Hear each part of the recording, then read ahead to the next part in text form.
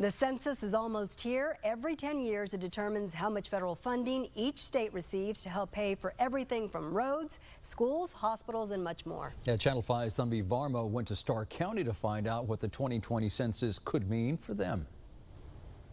Oscar and Gina, let me give you an example. If you were in a class of 25 kids and you were going to bring everyone in the class some cupcakes, you need to know how many cupcakes to bring. If you only brought 23 or 24, some people wouldn't have any. That's exactly what's happening here in Starr County. But in this case, it's not cupcakes, it's public resources. Edeo Estrada Jr. is proud to be from Starr County. He's proud to be working at his family's barbershop in Rio Grande City. But before that, he had to move up north to work on an oil rig. There's very little job opportunities here in Rio Grande City. That's why a lot of people, they always go to oil rigs out of the city. More up Texas right now, there's a lot of oil field jobs and right here there really isn't much. I mean, if you're not a doctor, there's minimum wage jobs. There's not that much employment. Estrada had a sparkle in his eye when he talked about the new shopping complexes arriving to Starr County. He says if more people participate in the census, more people will want to bring their businesses to the county. More people will stop here, and instead of going to McAllen, they can stop here in Rio Grande City and go shopping here and cut their hair here and everything. According to the latest census data, about 65,000 people live here in Starr County. That's about the same population size as Harlingen. But if you walk with me this way, you'll see that industry is really starting to bustle here in Starr County. Some neighborhoods here are even practically brand new. But some say that the latest census data is still less than the actual population here in Starr County.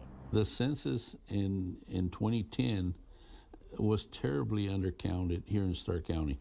So I venture to say that our population today is probably closer to 80,000. Judge Eloy Vera says the people of Starr County are more vulnerable to economic inequity and instability, making it more crucial for residents to partake in the census. Starr County has always been very economically deprived. Our unemployment has been through the roof.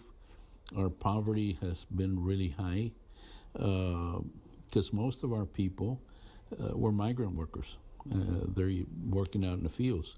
Ron Garza, a key organizer for all things related to the census in the Valley, says rural communities like Starr County have the most at stake when it comes to the census. Because they have more of a disconnect from things like internet service, roads, and all other public services. So we have to ensure that we get the message for getting an accurate count out to the rural community. But then obviously use that to allocate the proper resources to that. To bridge some of these gaps, organizers in Starr County are making sure there are more people from the community knocking on doors. They believe people open up more to others in their own community.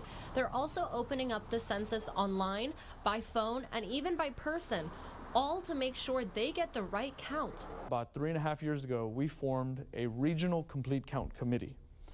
All that is we meet about quarterly, so we bring all the 20+ complete count committees, and we just kind of take an inventory of where everybody's doing activities.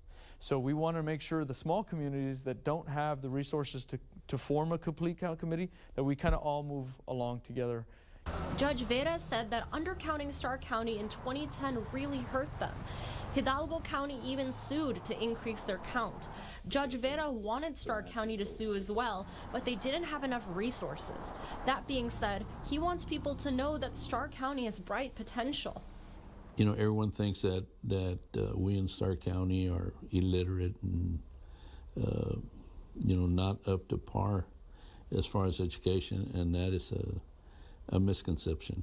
Starr County has a lot of highly educated people. Again, there will be no question about citizenship on the census. The Department of Commerce will be handling the census with confidentiality. The information cannot be shared for any immigration purposes. In the studio, Tanvi Verma, Channel 5 News at 6. And start looking out for your census form by early to mid-March. This is a Channel 5 News update. Once your census form arrives, you're asked to respond as soon as possible. There are 3 ways to do so. You can fill out the form and mail it back, or you can call the number printed on the form and do it over the phone. or you can fill it out online at the Census 2020 website. For more information, just head on over to 2020census.gov.